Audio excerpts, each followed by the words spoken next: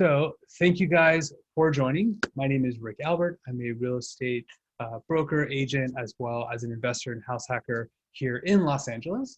And once a quarter, we do basically kind of like an interview style talk between me and Jon.Kim of Guaranteed Rate. Go ahead and kind of talk a little bit about yourself. Hi guys, I'm Jon.Kim. I'm a loan officer at Guaranteed Rate out of Calabasas, California, and just happy to be here. I appreciate you hosting it. Yeah, so if anyone has any questions, go ahead and post it in the chat, and I will be monitoring it. So we'll probably get to those, unless it's something directly what we're talking about, we'll get to it at the end, but we will get to everyone's questions. You have my word.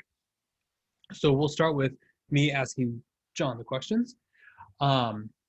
So what's been going on with interest rates? I mean, because Biden just got elected, and I've already noticed there's been some changes, but where are we with interest rates? How do they compare to last year? That sort of deal, almost like a recap.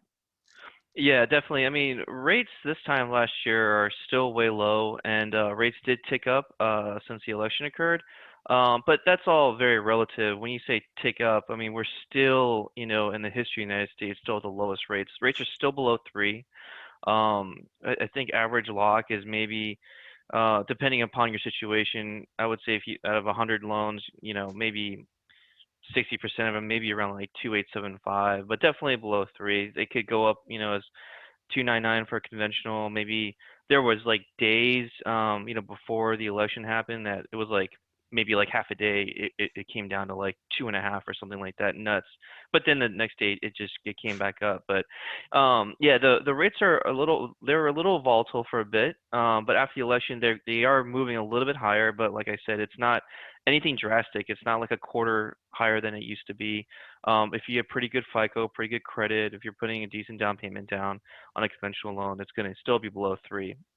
I mean, but who knows what's going to happen? It seems like with the new presidency, there's a lot of economic stimulus. As that stimulus occurs, as the economy gets better, what's great is that the economy just has complete confidence in the Fed that no matter what happens, they will keep it low enough to make sure the economy is still going. So I think if there's one silver lining in this whole thing is that the Fed has everyone's back, making sure that the mortgage wheels don't completely stop or halt, and there's a panic or anything like that. So 2008 through 2010, much different, much worse situations. Not going to be anything like that. The But we were amount also of blindsided back then. True, exactly. Yeah, and the amount of rules that Frank Dodd put in, I mean, as you know, Rick, there are a ton of things that we look at in order to make sure that the ability to pay is evident, and that a, a person only gets a mortgage that they can handle. So, I think you're going to go into a lot of questions about foreclosures and forbearances, and we can kind of talk about that too. Yeah. Okay. And how has the Biden presidency, even like before, just from the time he was elected, or excuse me, well, basically he won when we found that out to like now, has much changed? No, I would say not much has changed other than maybe like a 0.125 increase in rate, and it's nothing drastic like that. That happens all the time, even during regular economic activity. But no, it's really much dependent upon the Fed and the 10-year Treasury, and as long as the Fed keeps backing up the economy, everything should still remain steady. So I guess the biggest thing that people are looking out for is what is the impact of COVID, and what are investors and Wall Street, and then Biden's economic stimulus plans as he is making all these executive orders.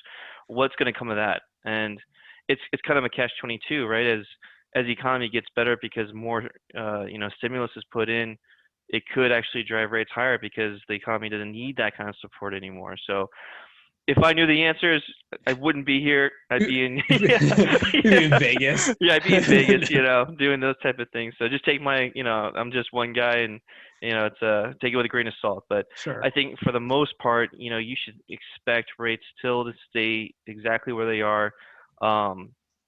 And then as the first 100 days of the Biden presidency comes to fruition, it doesn't seem like we're really rocking the boat too much. It seems like the situation still is remaining the same. Got it. And that makes sense, right? Especially because well, when Biden and Trump were running against each other, Biden actually got more donations from real estate investments, like real estate developers, than Trump did. Which that Mm, was interesting because Trump has that background. But then when I was reading into it, a lot of investors, they preferred certainty over uncertainty. definitely. So Yep. even though Biden might not be as developer friendly, investor friendly, and he might be, we'll certainly find out. But uh, for the most part, people like that. And so we might start seeing that kind of impact because things might start becoming normal, whatever that might be. Right. Economic turmoil and political turmoil is probably the worst thing that could happen for an economy. If there wasn't Right. a smooth handoff in the presidency, then that would have probably caused a lot of heartache on the markets too. So it's good that it didn't come to that for sure. Right. So what should buyers, so if someone's like, hey, I'm looking to buy today, what should they be preparing themselves for? So, I mean, it's a combination of a lot that's going on, I guess, on the loan side, and it's a lot that's going on, on the real estate side. Your mind in terms of the real estate market kind of affects how we do business on the loan side, right? Because right now, you guys getting multiple offer situations, crazy low inventory, which means, agents and lenders have to work together very closely in order to win bids. So when you're thinking about buying now, this isn't a selling tool at all. It's because getting your stuff early, getting your application, us asking all the questions. And I think I probably said this before. Lending is like war. I was a former Marine. The war is won before it's ever fought, type of thing. We should get to an 85% solution as to what purchase price we're going to be getting to. And there's just some things you can't know necessarily at the pre-approval stage, but the majority of the things can be weeded out, and then you can make sure that you're solid no matter what could happen. If you get into multiple bid situations, can I go higher in a purchase price? Having that information on hand and having the buyer educated is say, well, what is my payment due if I go up another 20K? And then you have these conversations ahead of time so you're prepared, right? So the more you're prepared on the front end, the more likely your bid will be won, and the faster you can actually move. We have people calling all the time on weekends, Saturday nights, saying, "Hey, we need another pre-approval to go another 15K over. Can they do that?" And if you're prepared, you can say in 2 seconds, "Absolutely, they can." Or in 2 seconds, you say, "No, that's not what they were going to want to do, or they can't do it," in terms of a loan perspective. So, if you're looking to get into the market, definitely getting um, you know, communication. It's a trio of communication between a lender, a real estate agent, and the client for us to know exactly what you're looking for and what payment you're looking to do, how much cash you want to put into the transaction, and then on Rick's side, on the agent side, what do I have to work with, and can I meet the expectations of my clients in order to get the house or the condo that they want? Yeah, I've been doing a lot of last year and going into this year, like a lot of like buyer consultations. And almost because they always say, like, talk to a realtor first before you do anything. But it's starting to feel more like, no, your first conversation should actually be with the loan officer. Like almost like Yeah. you should have that conversation before you even talk to the realtor, or at least at the same time to really know where you're at.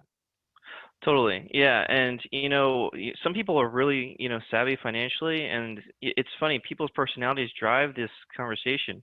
Some people want $1 million home, but on a loan perspective, you can only afford a $500,000 home. Or it's the flip side that like people are approved up to like 1.5 million and they're like, nope, I want a $750,000 home no matter what. And it's really a personality driven type of thing, and how much people are, willing to absorb, and they're like, no, my job is fine.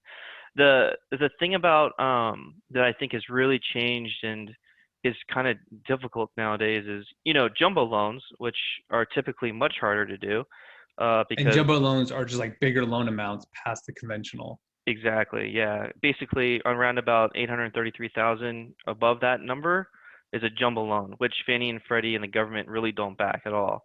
So it's just private investors. And these, because this is private money from private banks, very, very, very thorough, detail-oriented, much more difficult to get through because the restrictions are so much greater. Now, for self-employed people, it's almost like it's reversed now. Fannie and Freddie have instituted a number of uh, uh, cash flow analysis and profit and loss statements for people with just, small businesses, Schedule Cs. And those cash flow analyses are required on all self-employed people.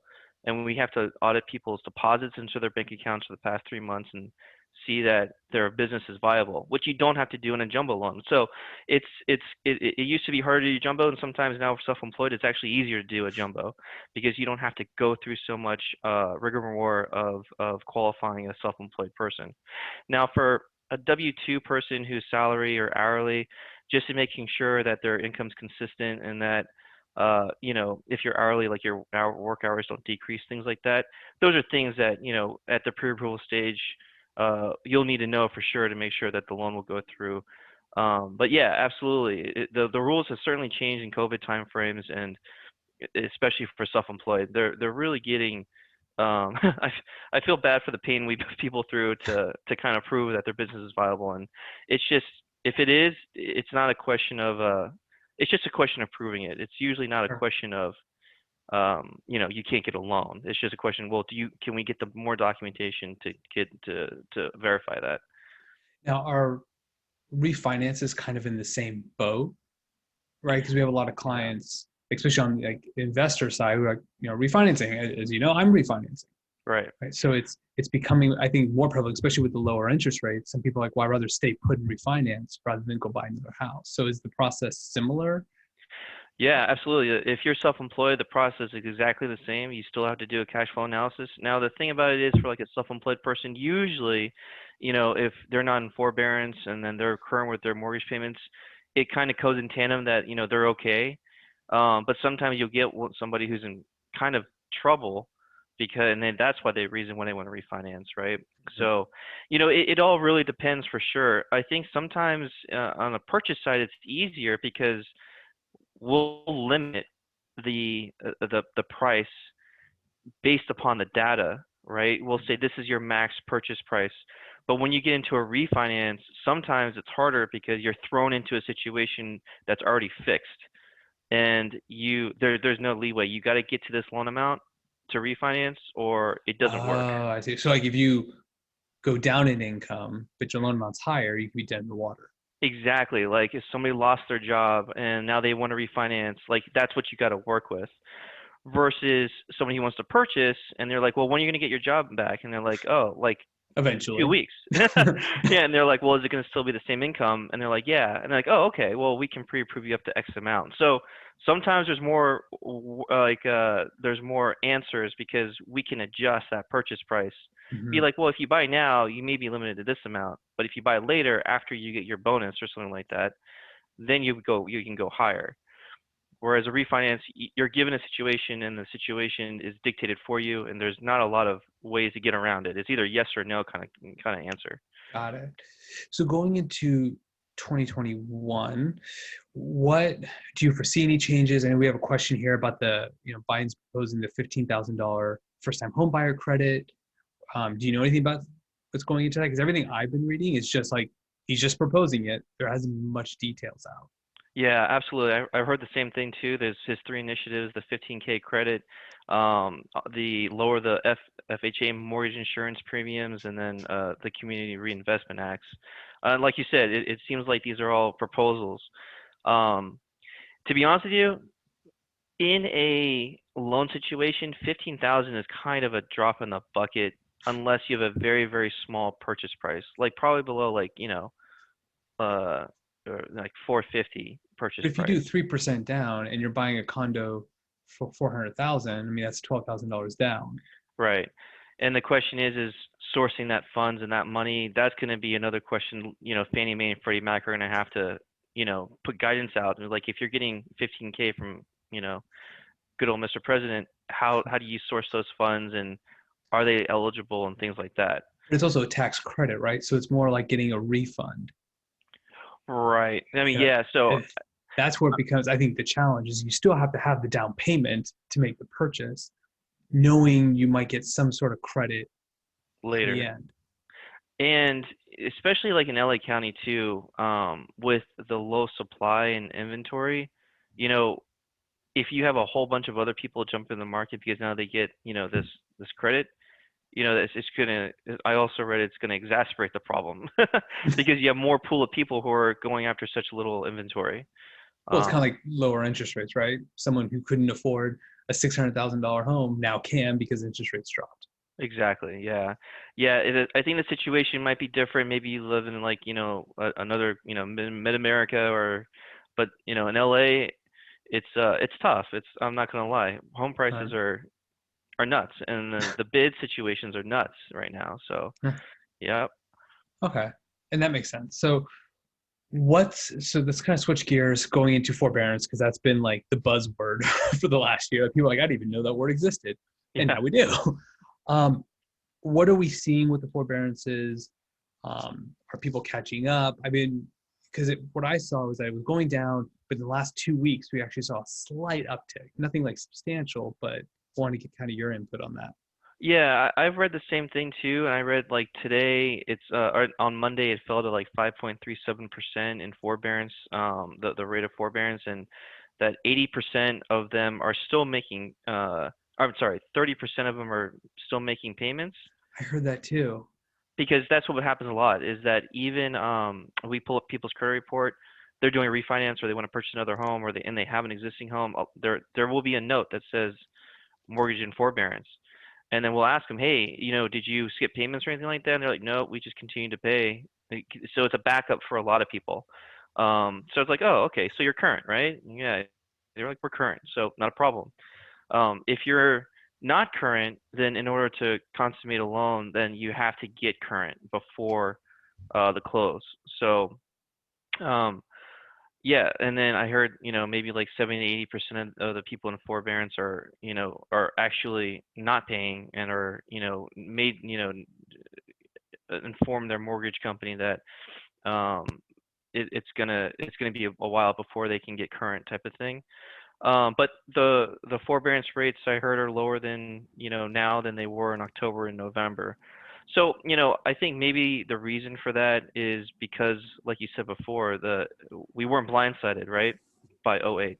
Uh, the rigor reward ensure people have, the ability to pay is very high. The standard is very high. You Right. got to prove a lot, and unless you had a catastrophic, issue where you like literally lost your job or something like that, most people Sure. are making those payments.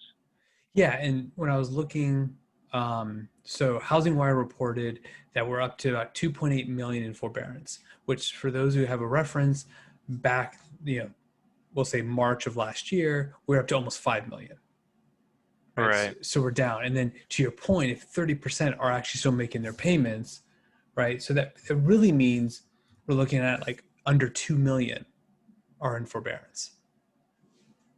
Yeah, I think the numbers don't seem like there's anything going to be catastrophic due to COVID. It seems like in the most part everything is really under control, and confidence in the markets is high that, like I said, like the Fed that will do anything to make sure that we don't run into like a Great Depression Right. situation. And then what about, because the big thing that I think a lot of people end up talking to is people started forbearance back in March. Let's say that was the earliest. Now, fast forward, come March, we'll be a year into it for a lot of these people. So, do you, and from what you've been seeing, are we looking into the foreclosure world? Is that something that's going to be looming over? I don't think so, because I was reading some numbers and they're saying in 2020 the foreclosure is at 0.16%.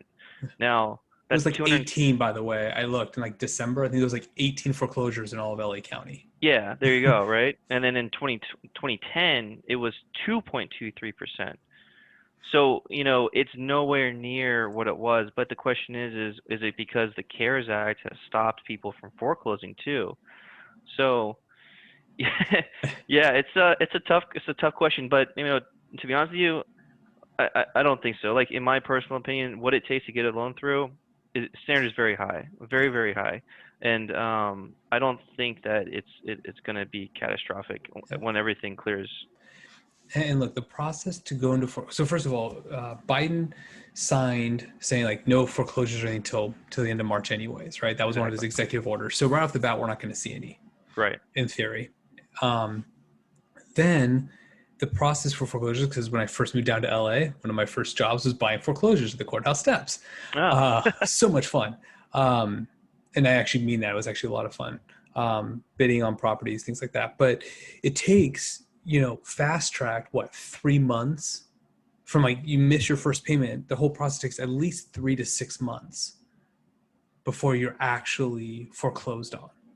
And at Okay. that point, you might as well just sell your house Right. because Exactly. most people have equity, right? Versus after 2008, people actually lost equity. They were better off just walking away.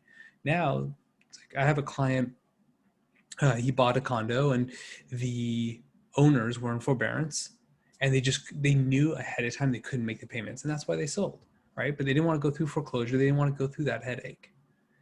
And exactly what you're saying too. That's a lot different than the environment we were in '08 and 2010, right? Was that people were underwater. They were going to sell for less than what they bought it for, and that's just not what's happening in LA. Everything is going for higher prices, multiple bid situations. More than likely, if you're getting an offer on a listing, you might, get a minimum of three, and they're probably going to go over ask anyways. Yeah. So let's take a look. Majority in LA County, the average was like 100.1% of list price, right? Some go lower.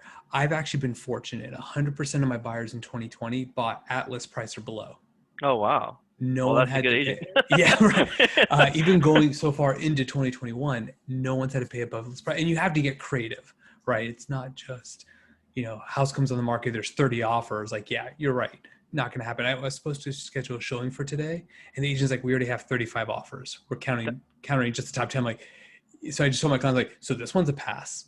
Are you serious? 35 offers? Yeah, and That's that's not the nuts. first time I've heard that. Unbelievable. Yeah, Wow. definitely not the first time. With our listings, we've been at we'll call it like the average price point, right? We're not talking luxury. It's a whole nother world. They're not doing so hot right now. But I've been getting between 2 to 5, which some people are like, well, why are they getting 35 and I'm only getting 5? It's because I might argue I'm doing a better job at pricing the home. Absolutely, yeah. Because Yeah. it's less paperwork for my seller, less to deal with, and they're still going to get the best deal, right? Because you can Right. still bid them against each other. And the question is like of the 35 bids, how much of them are actually people who are one serious or two capable, or three, they're just putting a bid in just to see if they can get a deal type of thing, or Sure. they have no real intention of doing anything. Right. So, a lot of it, like, you could probably speak to this better than I, but like, I guess my question for you is, what's been your experience of what people who list, like, what is their number one desire? Are they looking for the highest price, or they're looking to get out as fast as possible? They're looking for the best buyer. Which is that lever? I think it's really probably the best buyer, even though they say price. Like for example, when I sold a house in Santa Clarita, we closed end of November, beginning of December. We had 5 offers.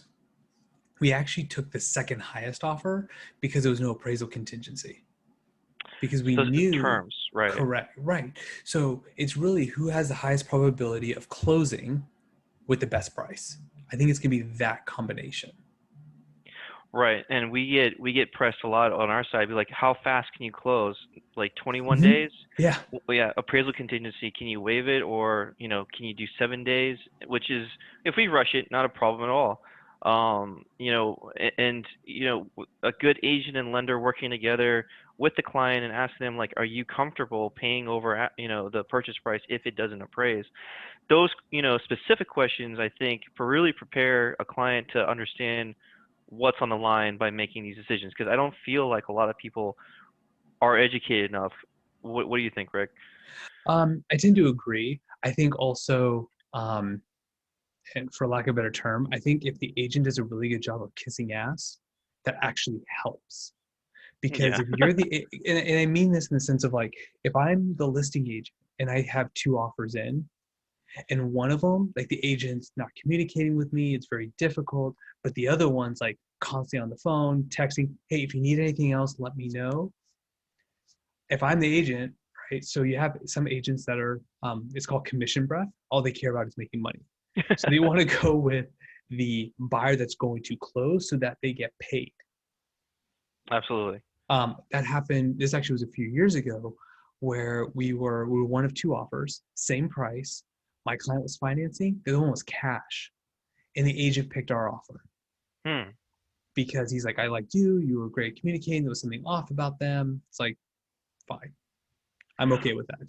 Yeah, and cash isn't always king, right? In these situations. Right. I think it, and I think some people are expecting a discount with cash, but in this market, that's just not happening.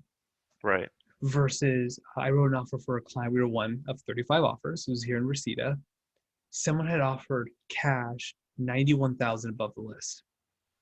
Wow. So when the agent, I actually followed up with the agent. She's like, I'm so sorry. I've been spending all day making phone calls. She's like, we didn't even counter everyone. We just went with that cash offer. And frankly, I don't blame them. But to your point, it's like, okay, if that offer was cash and offered list price, but someone's willing to offer higher, you go with the other one. You take the risk Right. with the appraisal. Because even if it doesn't appraise, if you know you can meet somewhere in the middle, then you're still ahead. Yeah, and I tend to find that winning bids has a lot to do exactly what you're saying. Like, what is the seller's motivation, right? Mm-hmm. If the motivation really does matter, like they need to be out of here is sometimes a huge motivation. Or like you said, they want to just make sure this one escrow happens and it doesn't happen again, Yeah. and they just want to close. Um, and on the pitfalls of offering too high of a purchase price anyways is if it doesn't appraise the value, there's a whole nother round of negotiations that you guys got to do that makes your life a ton more difficult, right? But it's also a strategy.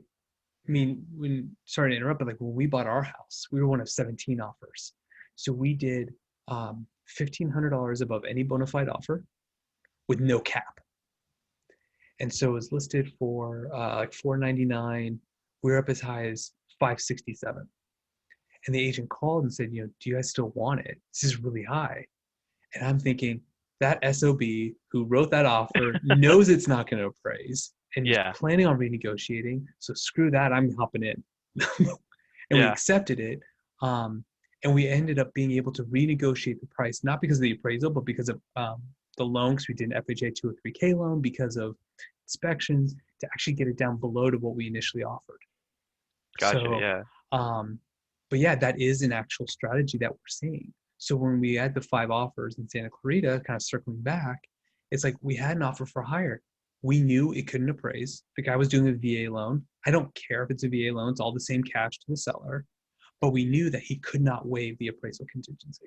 hmm, And the other buyer could, and the other buyer had the cash to pay the difference. Sure enough, it did not appraise, and he paid out of pocket. wow, yeah, yeah. There's I think like you said before too was if you're on the listing, anybody, everybody's we're all human. Right. Somebody not picking up the phone if you got a question that's really urgent. I mean, that human understanding that like people are calling because they need you. Sometimes you don't get that with agents, and sometimes you don't get that with lenders. And in my professional opinion, that's just not acceptable.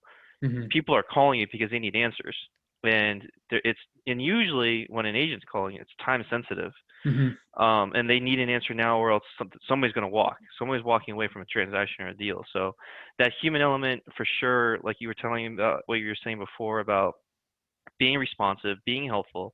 Those intangibles are certainly very important, along with the terms of the deal. All those in combination matter. Everything matters. Yeah. And then to kind of, and then we'll switch gears. One of the things I've been really trying to focus on is if, and this goes for like a lot of my house hacking clients, I have clients who are constantly talking about buying or selling and they just haven't pulled the trigger. But the reality is if you don't do it, somebody will, Right. right? You don't want to buy that duplex? Fine. Someone else is going to buy it and they're going to make money off of it. So might as well be Especially you. now. Right. Yeah. Especially now. I mean, Especially now. right now. Yeah. So. Okay, is there, so let's actually kind of go into that. So for loans for investors, right? Because that's also kind of in its own world. And I have clients, you have clients that are investors. So paint a picture of what would someone need, like how is it different in terms of qualifying? And is it, I know sometimes the interest rates are usually higher, that sort of deal, like kind of paint that picture so we can set expectations going into 2021. That's a really a great question, and it's really ironic to be honest with you. But sometimes buying an investment property is a little bit easier, Okay. and and the reason for that is because when you buy an investment property, you can use the rental survey from what the appraiser says the market demands for rent. And that's for 2 to 4 units. Exactly, Okay. exactly. 2 to 4 units, right? So even if you're owner occupied in one unit and you're buying a 2 unit, you can still use the rent 75% of the value on the second unit in order to qualify because they know that you can put a person in there and they can give you a monthly rent. So it What if it's already offsets. rented? Do they take So 75% of that specific tenant or what the market rents would be? they look at the combination. So I Okay. believe it's the lower of the two, at Makes what's sense. currently there, at 75% value. Hmm. So at the end of the day, sometimes buying a 2 unit or just buying a straight investment property is not too hard to qualify. But not the problem, but it's possible to buy a 1 unit investment property at 20% down. Your rate will be terrible though. So the in order to get a decent rate, it'll still be 25% still. And plus, the whole reason why you're buying an investment property is to make money. The more money you put down is a less mortgage. The less mortgage you have, the more money you'll make because you're not putting so much money towards a mortgage payment as the renter pays you money. So, you know, that's the whole point of it, right? So they also, in terms of loans, why are rates higher for investment properties? They're higher because they're more risky. Because if you have a primary and you're buying an investment, if you have to foreclose on one of them and you got to walk away from one of them, you're going to walk away from the investment before you'll walk away from your own home. So that's why it commands higher rates. Now, when we say higher rates too, that's all relative. Like, a couple years back, an investment rate would be like 4.75, close to 5 maybe. Hmm. Even nowadays, even today, like, depending upon the situation, if you pay maybe like a point, it can still be around 3%. Hmm. So it's kind of nuts, like what's going on too on the rates on the investment side. But uh, are you seeing a lot of people who are looking to invest in this time frame? I mean, yeah, right. I mean, I think people still want to be able to make money, but they have to know that they have to put a bigger down payment down. And that's one of the questions. Like, yeah, if you're doing a conventional loan, bigger down payment, higher interest rate. But really, and what I see going forward, it's really the house hackers that are going to kind of take over in terms of investing here in LA. Because if you factor in, and I haven't really ran the numbers, I probably should be interesting to see, but it's like even if you put less down with the PMI, it might actually be the same monthly payments as if you bought it as an investment property because the interest rates are so much lower. But your Right. cash on cash could be higher And nothing's to say that, you buy a primary and you live in it, and you move out. That's what I did. yeah, exactly. Yeah. Like what you're doing. Yeah. Yeah. I mean, what would be fascinating to see um, is people, you buy your home, you live in it. You don't have the house hack. You don't have to rent rooms, just live in it. Then you live in it for 2 years, move out, rent it for 2 years, then sell. Because even if, let's say, the market doesn't change, let's say the price stays the same those 2 years, you just had tenants pay down your mortgage, just so you're still going to net more than had you sold. And you're not really a permanent landlord. You're a landlord for a short period of time. It's like almost like a long-term flip. And because it's Yeah. 2 of the last 5 years, the money's still tax-free, up to 250,000 if you're single, 500,000 if you're married. So it still could be actually a good deal. So most of them are moving in. I had a client just recently, two guys, 23, 24. They just bought a duplex because, to your point, they counted the other income to help them qualify because we couldn't find anything. Yep. Yeah, it's a good strategy for sure. Yeah, but it's hard to find vacant units. Yeah. Most of the multifamily I've been seeing for the 2 to 4, it's fully rented, and they're fully rented for way below market rents. Right. And it really, these driving questions about, that's why it's really good to have, a really thorough conversation with, I feel like, realtor and lender to understand, if you have a family of four, or you got like four kids running around and a dog, is a 2 unit going to be Classical. what you want it to be, Hmm. type of thing. So, everybody has their own prerogative as to why they're Sure. moving and what they're moving into for sure. But Right. yeah, I mean, there's all kinds of different strategies and different ways, and I think that, a good agent and a good lender are going to tell you, you know what, you should do it this way because this is the cheapest and fastest and most affordable way to do it. Right. All right. So my last question before you can start hounding me is there anything else we should be aware of? Is there anything going into 2020 from a mortgage perspective that we should be aware of? Interest rates, qualifying, anything? Yeah, I mean, I think, you know, the biggest warning I have is for people who are self-employed, and you know, I think the frustration levels of people who are self-employed are like, why do you need that? You know? And it's like, and my answer is always, you know, if it was my choice, I wouldn't be asking you for this at all. But it's Fannie and Freddie and the government. They want to make sure during COVID that you have the ability to pay. And at the end of the day, it's protection. It's Hmm. protection for the buyer, you know, and in that protection, make sure that, you know, you're a person who wants to put themselves in financial risk isn't going to do that, right? So, you know, I think that's the biggest thing, but I think for the most part, we should still expect, at least for the next 6 months, rates still be below 3, or at 3, or maybe a little bit more. But I mean, we're in a unprecedented time in history where you don't really have to worry about it. Yeah. Yeah, What was it? Our grandparents paid like 16% and they were super exactly. excited. 1986, I think, was the highest at 16%. 16% was That's when. nuts. That's nuts. That is nuts. Absolutely nuts. All right. Well, so right before we switch gears, let's see. Okay, we do have a question about investors finding deals. I'll get to that at the end. So why don't we go ahead and get started? Ask away. So, Rick, tell me. I'm interested. I want to know what are you seeing? Is it nuts or is it not nuts? That's the question. Okay. Um, yeah, it's nuts. It's in between. So we are, for the most part, inventory is still super low.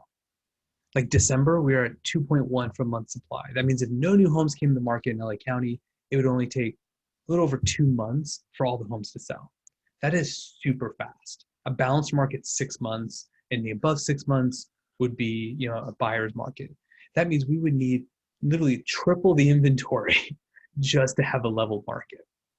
Now, part of that could have been because of the holidays, but even before that, kind of like the beginning of the Q4, we were still in like 2.5 month supply, and every neighborhood is different, right?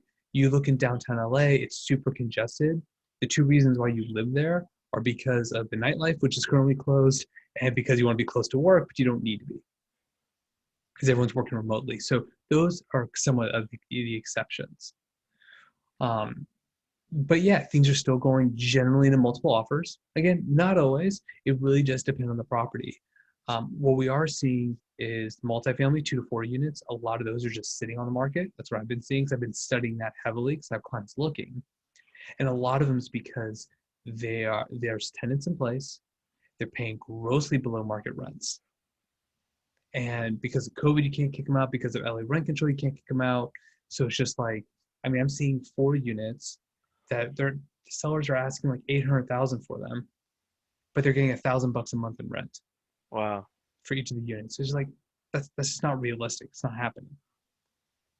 So yeah, in this market, even in the residential space, if your home is sitting on the market, chances are it means it's overpriced, or the agent's doing a really bad job.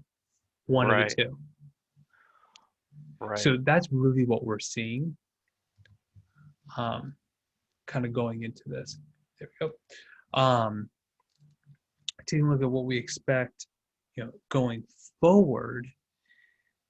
So there's data I look at through MBS Highway, and they take a look at the U.S. Census, Bureau of Labor Statistics, Federal Reserve, kind of current unemployment rates, all this data, and they do forecasting on what values are going to look like. So what they're anticipating is about 4.99%, so basically 5% growth over the next year, which is actually lower than what we've been seeing over the last year. They kept predicting in the mid sixes. However, I think going over the next year, and again, crystal ball here, I think LA in the surrounding years, it's going to be all about affordability. That is going to be the new buzzword. So I was looking in like San Fernando area, which is kind of like the northeast corner. That's expected to do somewhere in the mid 5%, so higher than what LA County is expecting. because Wow. it's affordable, right? That's going to be the new, and that's why we're seeing multiple offers. Do you think like, as COVID's coming, people are spreading out to suburbia, you're going to see higher prices definitely like in the Valley, Lancaster, Ventura, Ventura Orange? County, 100%, Orange County, 100%. So there's a website called howmoneywalks.com, and they take data from the IRS to determine where is wealth moving. So LA County right now is at a negative. More people are leaving, or at least more money is leaving than coming in. Hmm. But they're not going far. They're going to Ventura County, San Bernardino County, Orange County. The furthest, and these are like everyone's going everywhere. Right? Texas is really big, but in terms of where most of the money's going, the furthest out was like Vegas. Right. But the money coming in, we're talking like San Francisco, New York, Chicago, with the exception of Chicago, but like San Francisco and New York, super expensive in comparison to LA. We are the affordable option. Right. $1 million home in San Francisco is like doesn't get you much. No, that's probably the down payment, right? Like it's just Yeah, exactly. um, that's really what we're seeing is like people that are coming in are coming from more expensive areas. That duplex I referenced, it's on a super busy street, cross street from the freeway. And I said, "Are you sure you want to buy this?"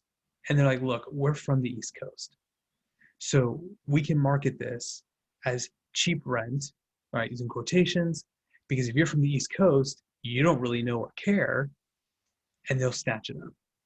Hmm. And then, yeah, they may not like it over the long run, so maybe they'll move out. But that's okay because with rent control, you can only raise rent by so much. So by having the vacancy, they're actually able to keep up with demand. Hmm. So Gotcha. you had to get creative. But I still think there's deals to be had. So one of the questions we have is, how do investors continue to find deals in today's market? The flips are really hard to find, just because the margin's so tight, so expensive to build.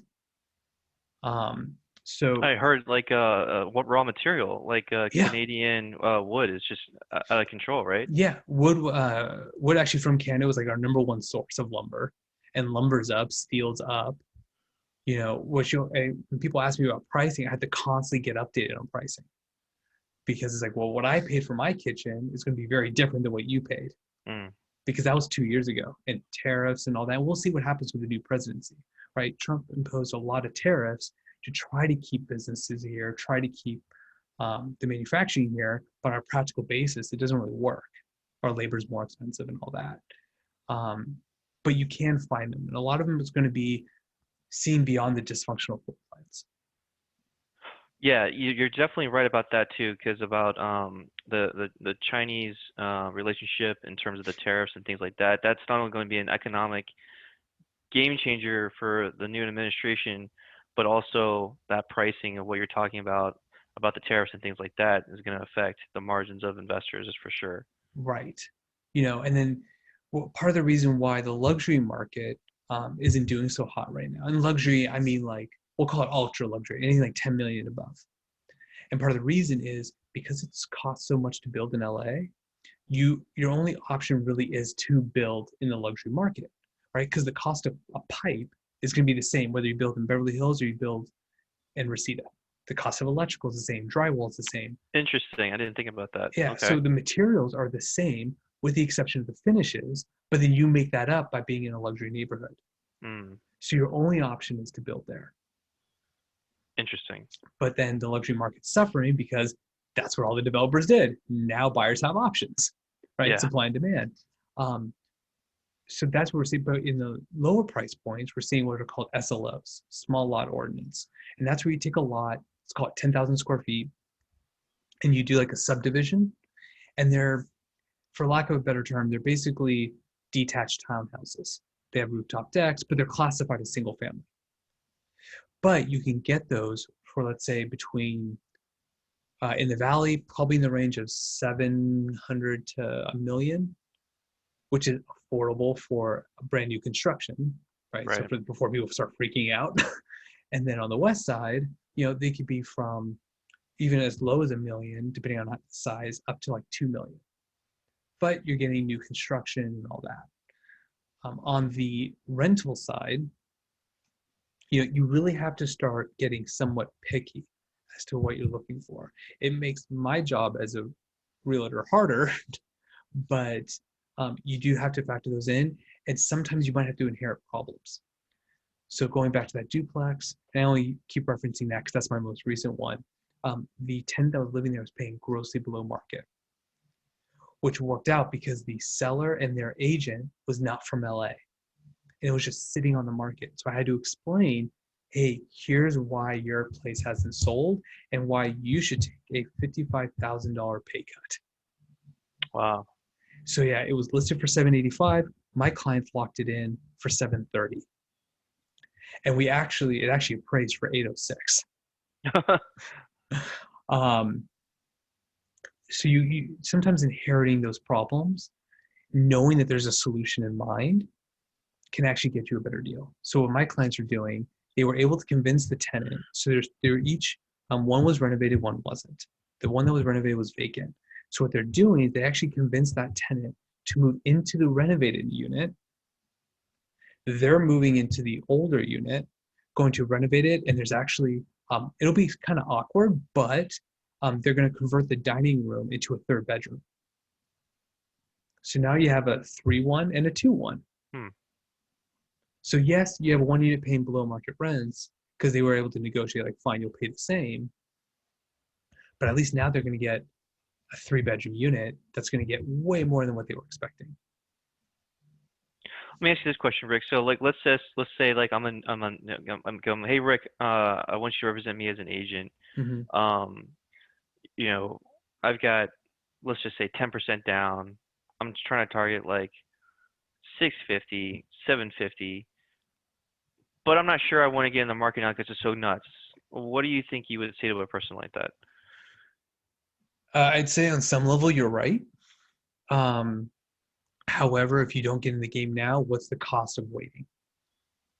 So interest rates could go up, in which case you're going to struggle to qualify even for 650. You could also make the argument if prices continue to go up, that 650 now just turned into 7. But also, and this is one of my secrets, I look for aged listings, homes that have been sitting on the market. Those are the ones I go after because nobody else is touching them. So I go in and say, look, here's an offer, whether it's list price, whether it's below list price. And oftentimes the sellers, because if you're the seller, you're like, okay, it's a hot market and my place isn't selling. Why?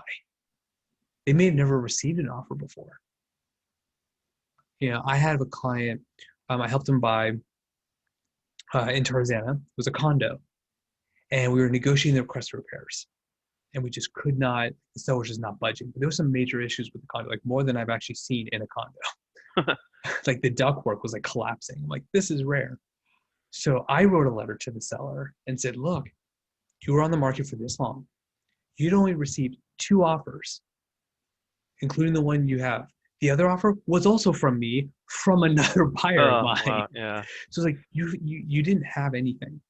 So clearly you kind of have to play ball. So it really comes down to the strategy. So for those buyers like, hey, look, I'm looking for 650. This is the neighborhood I want. The first thing I'm going to say is like, okay, we got to explore other neighborhoods. Like you can't just be refined, but also know that it's not forever.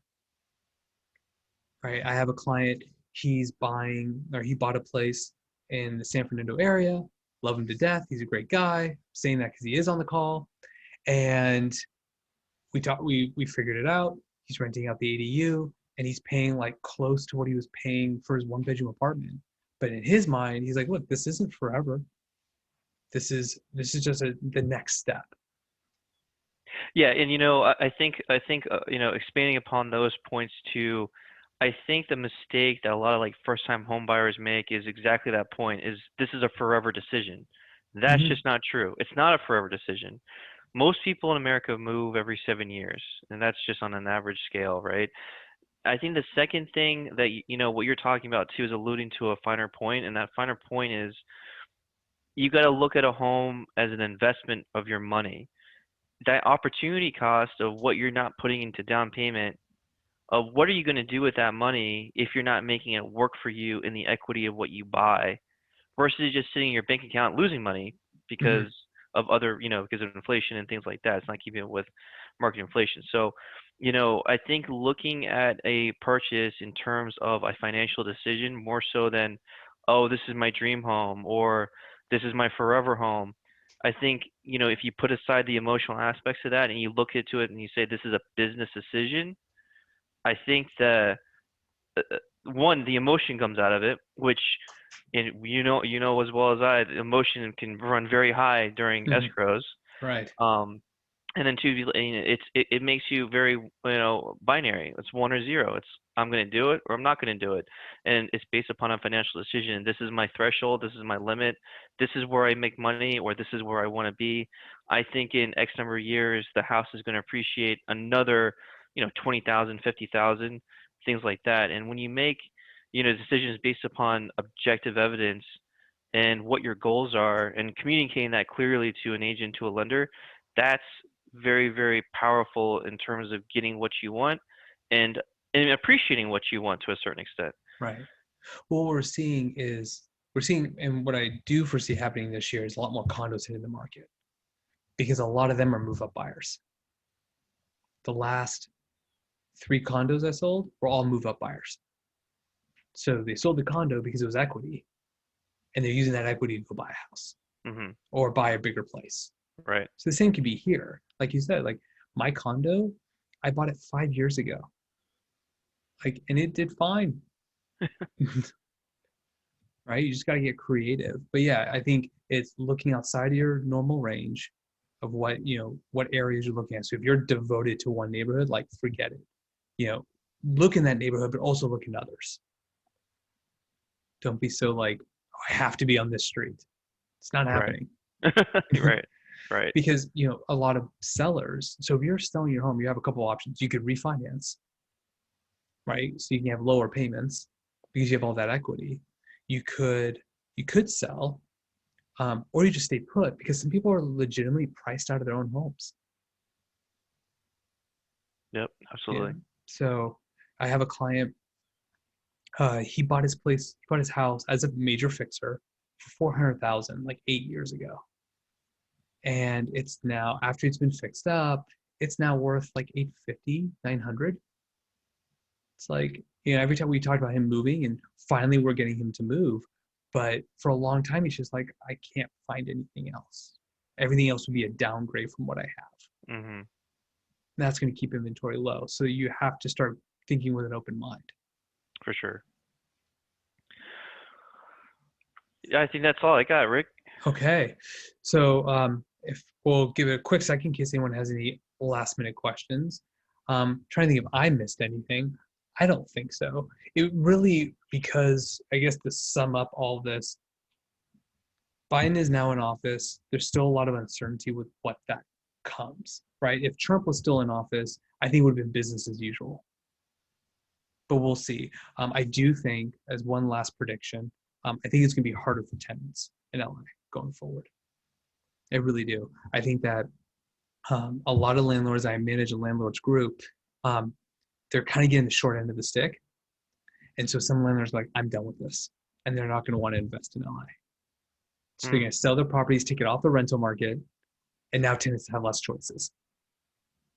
Now, to flip side, it's like, why would I want to invest in LA then? It's like, because you want to be that last person. You want to be that person to be like, look, inventory is low. Come on. What do you want? And then you're going to get all these more applications in. Then you get to pick the best of the best. So if you are a tenant out there, you need to seriously consider buying because it's actually easier to buy in LA than it is to rent, right? FHA loan, 3.5% down, 580 credit score, high debt. Like it's easier to buy. Yep. Yep. Absolutely. So, all right. John, thank you so much for this. How can people get a hold of you? Oh, I'm always on my cell 24/7, so I'll type it in here. But yeah, I'm always free for a call and all such. So always open to any questions because it is like rocket science out there. For sure, for sure. And if anyone wants to get a hold of me, I am on all the major social media platforms at Rick B. Albert. and I'll type my info here, but it'll also be in the show notes once we do post this online. Okay, so thank you everyone for watching. Again, this has been recorded, so you will get a copy of it. Thank you so much, Jon, and I will talk to you next quarter when we talk about what's been going on after Biden's first 100 days. Absolutely. Oh. Nice job, Rick. Appreciate it. Likewise. Thank you guys. Bye. Bye.